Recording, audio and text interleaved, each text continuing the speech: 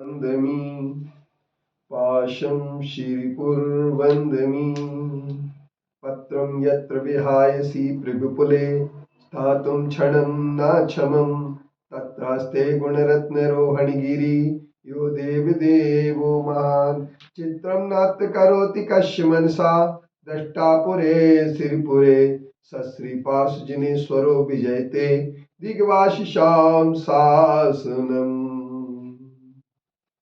पत्र टिके न जहाँ अधर में गुण रत्नों का गिरिवर हो कितना विस्मय किसे नहीं हो चलो देख लो सिरपुर को देवों के भी देव पार्श्व जिन अंतरिक्ष में शांत रहे युगों युगों तक दिगंबरों का जिन शासन जयवंत रहे। साधु वही है जो आडंबर से दूर रहे। हमारे जैन साधु जो होते हैं वही होते हैं जो कभी बिछोना नहीं लेते हैं, वे भूमि पर शयन करते हैं। दिगंबर साधु जैसे हमारे परम पूज्य आचार्य विद्यासागर जी महाराज जी कड़ाके की ठंड में चिटाई भी नहीं लेते हैं, लेकिन दूसरी ओर हम ऐसे साधु भी हमें मिल जाते हैं जो श्वेत वस्त्रधारी होते हैं। वे बिछोना भी अपना बिछाते हैं, उसमें जीव रक्षा के नाम पर वे कहते हैं चादर या कंबल बिछाना चाहिए, अन्यथा भौरे आ जाएंगे, अन्यथा जीव जंतु आ जाएंगे तो उनकी रक्षा कैसे होगी। लेकिन सच बात ऐसी नहीं है। जीव रक्षा के बहाने में यदि कोई व्यक्ति कंबल बिछोना आदि लेना चाहता है, उन्हीं वस्त्रों का प्रयोग करना चाहता है, तो मैं कहता हूं कि यह एक जैन साधु के लिए नहीं, एक आरामदायक व्यवस्था है, अनिवार्य व्यवस्था नहीं है। क्योंकि साधु तो वही कहलाते हैं जो अनिवार्य व्यवस्था को भी त्याग देते हैं। जैसे कि सब व्यक्तियों ने रोटी, कपड़ा और मकान को अनिवार्य आवश्यकता माना है, लेकिन दिगंबर साधु ने रोटी को भी छोड़ा है, कपड़े को भी छोड़ा है और मकान को भी छोड़ा है।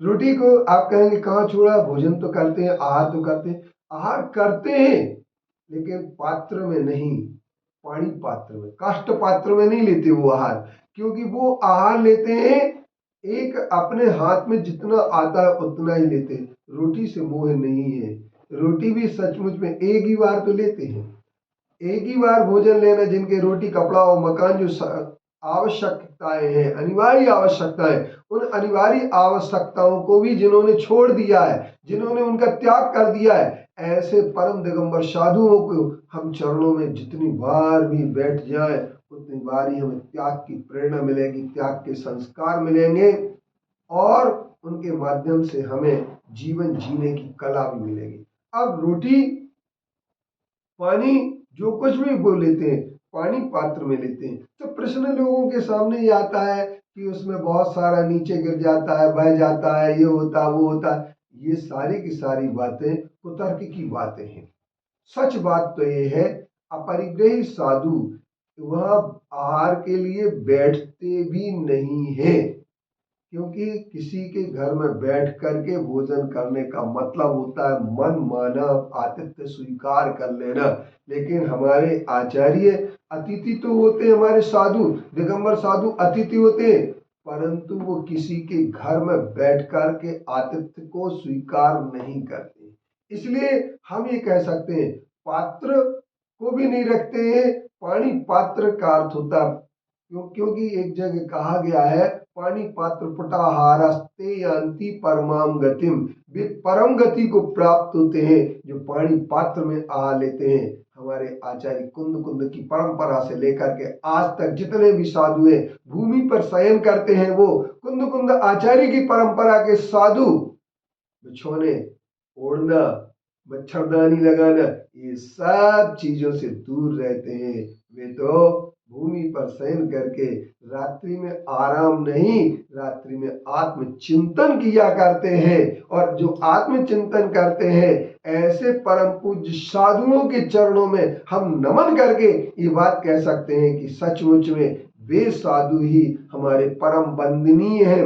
इसके उपरांत हमारे साधु जो होते हैं शस्त्र भी नहीं लेते हैं, लाठी भी नहीं लेते हैं, क्योंकि लाठी काठी जो होती है, लोग कहते हैं उनके इतनी बड़ी लेना चाहिए, कान बराबर होना चाहिए, कोई कहता है कंधा बराबर होना चाहिए, कोई हाथ बराबर होना चाहिए, कोई कहता है कमर बराबर होना चाहिए।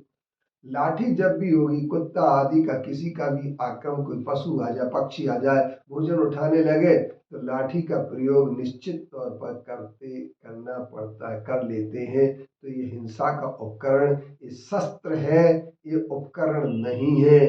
इसलिए हमारे साधु शस्त्रों को भी नहीं रखते हैं। जब 144 धारा लगती है तो उसमें लाठी लेकर के भी कोई नहीं चल सकता है, क्योंकि उसके लिए पुलिस भी रोक देती है। अतः हम ये कह सकते हैं कि सचमुच में ये सब जो कुछ भी है, ये सब हमारे लिए यथार्थ में उचित नहीं है। इस पर हमें विचार करना चाहिए। साधु सारे बाह्य पदार्थों से दूर होकर के एक अपने पिछी कमंडल में ही सीमित होते हैं। यही साधु की साधना है।